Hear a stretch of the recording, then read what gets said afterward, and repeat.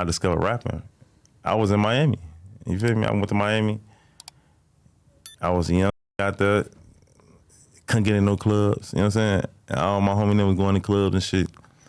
And then my first club I went to was like probably KOD. I was on a Monday, and I went in that bitch, and it was I looked at Birdman and DJ Khaled, and I did Birdman like this, and Birdman did it back to me. Shit was hard, so.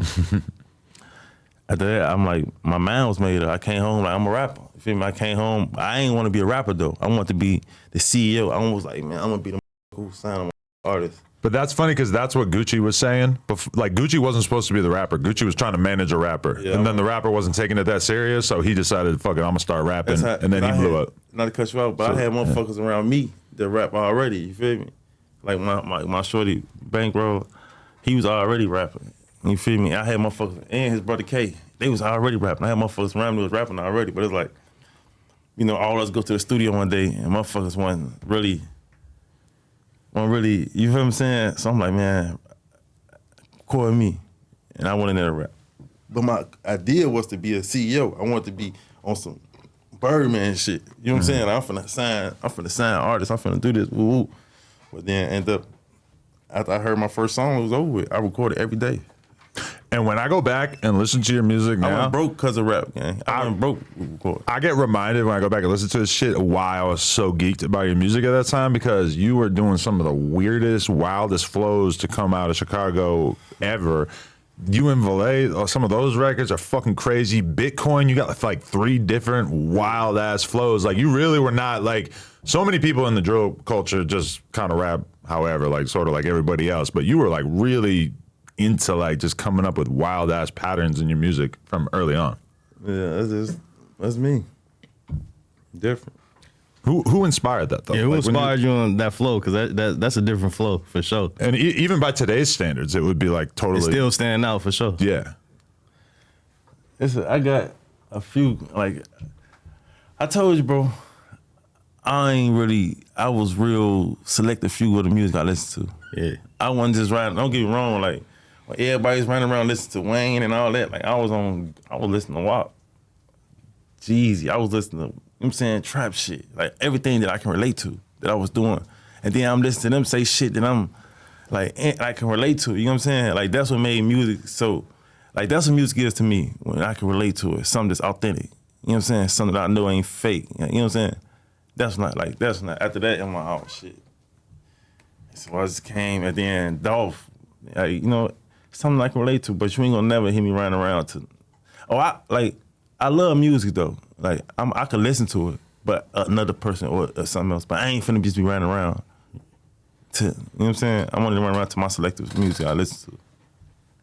I know you heard the Fifi song that 6ix9ine did where he kind of jacked y'all flow, the valet flow. Like, what did you think about that? Because during that era, a lot of people were jacking those flows. Yeah, oh, sorry, yeah. You were talking about poodles before. I was like, there's a poodle right here. What's up, gang?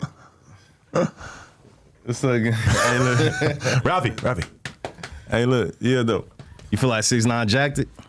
That shit was funny as hell. A lot of people did. Pump and Perp, they were borrowing. Let's just say borrowing, not jacking. They were borrowing some flows at a certain point there. Yeah, that shit, I remember that shit. But a lot of motherfuckers did for real. But that shit just be fuel to me, bro. Because I know me, bro. Like what the shit that y'all saying, like, they ain't even have. Like, right now, I'm on a whole nother mission. Like, this new Z Money is a whole nother. On a whole nother, you know what I'm saying? Like, this shit, like, I can't even, like, bro, like, I just want to let the music do the talking, you know what I'm saying? But is that almost kind of annoying that people want to talk about some shit that you put out 7 years ago when you're trying to talk about what the shit you got going on now? No, it ain't annoying. It's me. I know how I'm coming. It ain't annoying. I'm just letting you know that like, the flows, like, you know what I'm saying? Like you saying, like, because I'm still unlocking flows to this day. Yeah. You feel what I'm saying? That's what I'm saying. I'm still unlocking them bitches to this day. Every day I'm unlocking, like, bro, I go to the studio and surprise myself damn near every other night, literally. Like, damn, this shit. Or I record a song, like, man, this song hard as hell. Then record another song, like, damn, this, you know what I'm saying? Like, this shit. And this shit happens just Just staying in the studio doing what I'm doing. What do you feel about like people who said like you fell off since like when you first came out to like where you at right now? I mean, they don't understand the process. You feel me? I can't fall off, man. I can't fall off on me. I ain't never ride nobody way. I came in doing my own thing. Like I can't fall off. I'm my own pilot, bro. You know what I'm saying? It's like that's why I say the same people saying that's gonna be the same people watching me doing even bigger things. You know what I'm saying? Do you regret signing to Gucci, or do you feel like it helped you? Like at that time, like now that you're not on Gucci's label, do you feel like signing to Gucci was like a good thing for your career, or it really didn't? I don't regret it. I don't regret shit I did, bro. Yeah. You feel what I'm saying? But it's like, Sorry. No. Do you feel like it helped your career when you signed them? Yeah, I feel like it helped. Yeah. Yeah, I mean, a lot of connections, and it was just, you know, it was at the end of the day, like I told you, WAP was my favorite artist, bro. You know what I'm saying? So it was like, at the end of the day, it was like a dream come true too, you feel me? But it was something that I already knew, you know what I'm saying? Because I seen Walker at the studio like 6 months before that. He like, bro, Gucci gonna sign you, bro, soon as he hear music. Then a couple months before that, Southside in the studio with me. Southside like, bro, I want to sign you. I'm gonna sign you. Then I'm walking into Gucci. Like these niggas was already like, you know what I'm saying? Like, bro, like as soon as bro hear you off the rip, he gonna sign you type shit. You feel me? So. God damn it, Ralphie, get the fuck over here. Then What are you doing? where did it go bad with you and Gucci, or if it didn't go Nah, bad, it like ain't why go did bad. you why you ain't on 1017 anymore? I told you he switched labels. All right, so it was just It the was label Alamo, switch. It was All Alamo right. to New 1017. Honestly, it's a pretty good situation if you can get the cosign and then not have to be stuck in a contract in the long term. That's even better for real. You know? That's even better, especially if you know what to do with it. If you know how to hustle, if you know how to, you know what I'm saying. You gotta know how to. That's with anything. But the cosign was definitely great though because I learned a lot being around him. You know what I'm saying a lot of connections. It's just really something to grow off for. But it was decent though. But with the artist Trello and everything, like what made you want to try to do more of the management, like label type, the Birdman role like you were talking about earlier? No, because I already had the label Forever Paid. I already had that in process and everything. You know what I'm saying? Like, even when I was signing a WAP, I had that. That was before I signed a WAP. I was Forever Paid before I signed a WAP. So, but it was like with Trello, I was in the process of getting out my deal, and I can really drop music as I you know what I'm saying? Mm-hmm. So Trello was with me. He was staying with me in Atlanta, and I basically took him in. And but a couple months before that, he was like, "Bro, I'm ready." I was like, "Just send me some songs." He sent me a lot of songs, and I signed him, flew him to Atlanta, started putting music out. You know what I'm saying? And shit was going there till he got killed. What part of Chicago he was from? Southside, Motown. Motown, yeah.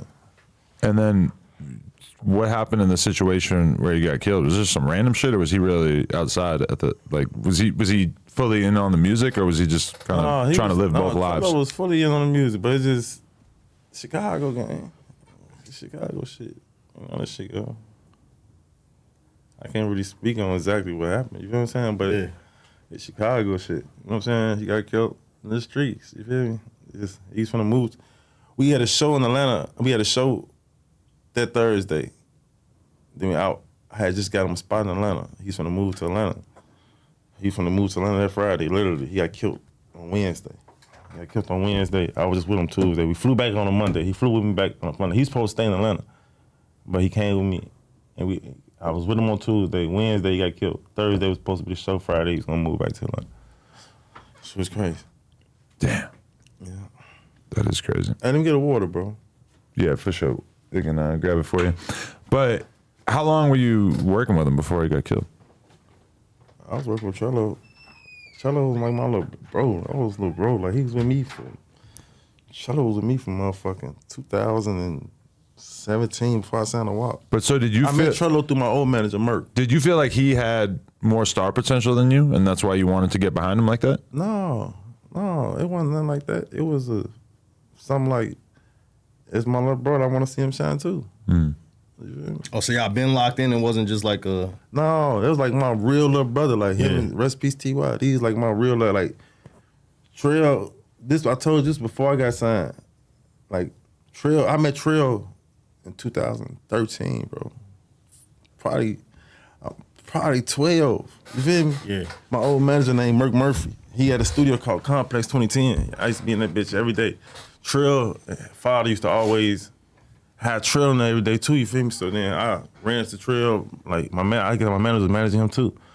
And then I always stay in contact with him. And then one time he came to Atlanta with me like in 2017, and he stayed with me for like 3 months. Stayed with me, recorded. Shit, did everything we did. Then he went back to Chicago. He elevated. Went to Chicago, turned to a whole nother rapper. Started going crazy. Then he started sending music. Then it went up from there.